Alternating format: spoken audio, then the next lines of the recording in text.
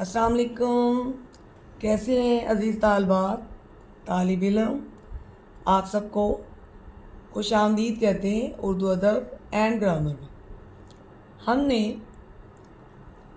तशबीह, इस्तारा, रमूज़ औक़ाफ़ तीनों टॉपिक्स पे थोड़ा थोड़ा बताया है।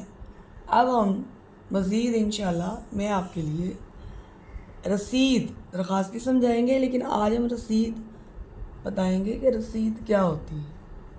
ठीक है।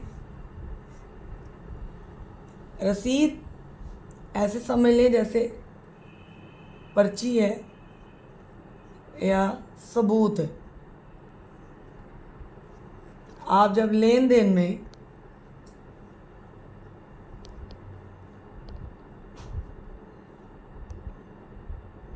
में एक बंदा दूसरे से सबूत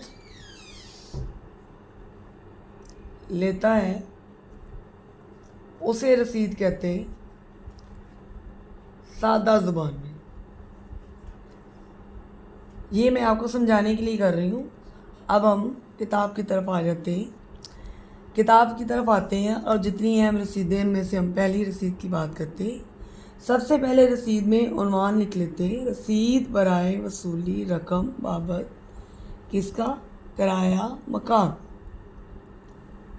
अब बायसे तहरीर आंक का ये होता है, फारसी का है, यानी तहरीर लिखने की वजह क्या है।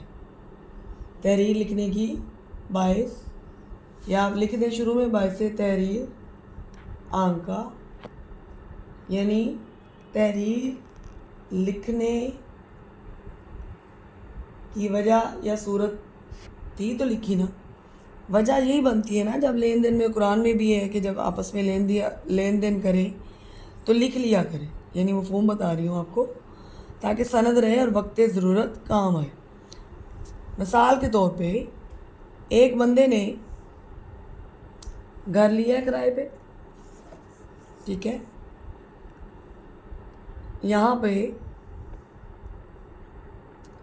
मोहम्मद वकास है जिसने घर किराया पे लिया, ठीक है, किराया पर लिया।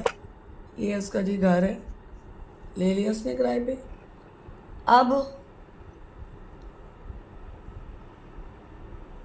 जिसने किराया लिया यानी मालिक मकान कौन है, पहले तो ये समझ लेना। आप दो भी कोई भी नाम अहम खुद ही बना सकते हैं। मालिक मकान कौन है उसको अलब कहते हैं। जो आप यहाँ ये देखें, ये रसीद की तरफ देखें, यहाँ नीचे लिखा हुआ है मालिक मकान। या जो भी आपसे रकम वसूल करेगा, चाहे वो साइकिल बेच रहा है, चाहे आपने स्टोर से कोई सौदा लिया है, तो वो आपको जो रकम वसूल करेगा और आपको दो रसीद देगा, तो वो अलग नीचे होगा और जो रकम वसूल दे रहा है उसका नाम ऊपर होगा। ये देखें, जैसे हम आ जाते हैं, मैं आपको दोबारा साथ समझाती हूँ। मुबलिग 8000, लोग इसको ना मुबल्लिग पढ़ते हैं। मुबल्लिग होता है तबलीग करने वाला, मुबलिग यानी जितनी रकम है। मुबलिग 8000 रुपये, इसी तरह ब्रैकेट में लिखे, इसको कोसैन कहते हैं, कोसैन में लिखे। निस्फ जिनके मुबलिग 4000 रुपये होती हैं। अब निस्फ का मतलब होता है आधा, ये पूरा है और ये आधा, ठीक है। निस्फ का मतलब है आधा, ये ज़रूर लिखें ताकि इसमें रद्दो बदल ना हो सके। अगर यहाँ कोई सिफर बढ़ा ले तो इस तरह कोई आगे रद्दो बदल ना करे, क्योंकि साथ उर्दू में पूरी तहरीर भी लिखी होती है। मुबलिग 8000 रुपये है, निस्फ जिनके मुबलिग 4000 रुपये होते हैं। बाबत किराया मकान, अब देखिए किसके बारे में अनुमान था हमारा, बाबत किराया मकान। ये याद रख लें, इतना एक दफ़ा हम इसकी बात कर रहे हैं।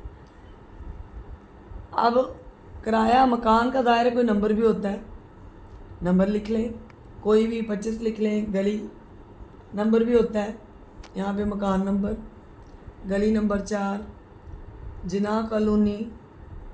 अब यहाँ पे शहर नहीं लिखना, यानी आप पेपर में लिख रही हैं।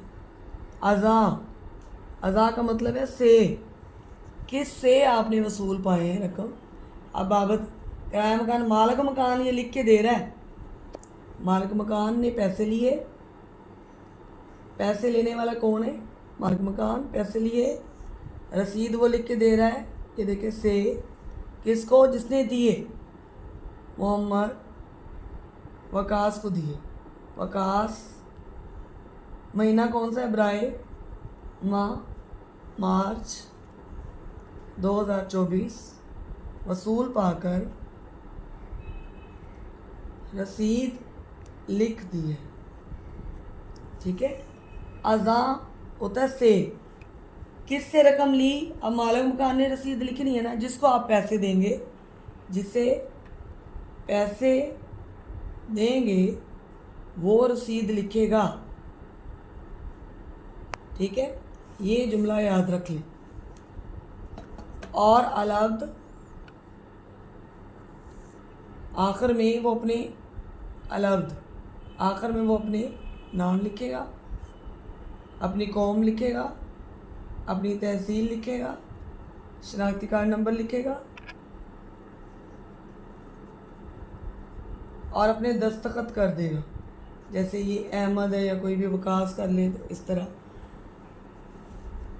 मालिक मकान का नाम है अकरम, अकरम कर ले। ठीक है, मोहम्मद अकरम ने रसीद लिख दी है। अलद, जिसने लिखी, उसने अपना नाम नीचे लिखा। अज़ा, जिससे ली, अज़ा ये देखिए से, रकम ली, यानी मैंने स्मेरा ने मकान का किराया देना है। ये देखिए, तो मैंने क्या किया? किराया मकान के लिए रसीद लिख दी।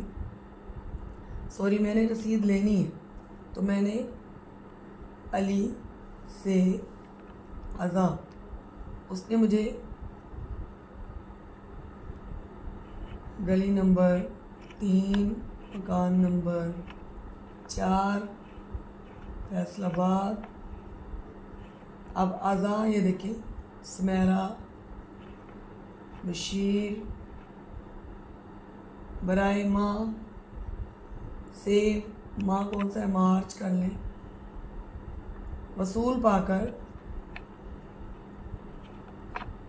लिख दी, क्या भाई? रसीद, रसीद लिख दी। ये देखें, किसने? स्मेरा ने। अब मैंने मकान का किराया देना है तो मेरा नाम आया यहाँ पे, और नीचे अली ने, मोहम्मद अली अब्द आ जाएगी।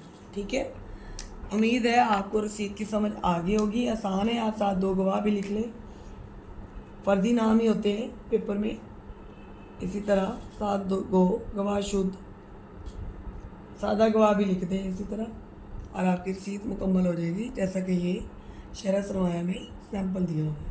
बहुत शुक्रिया। शेयर करें, लाइक करें और कमेंट सेक्शन में ज़रूर आप सवाल पूछ सकते हैं, लेकिन आप सिर्फ लाइक और शेयर ही करें, और अगर कोई ज़्यादा मुश्किल है तो आप कमेंट कर दें।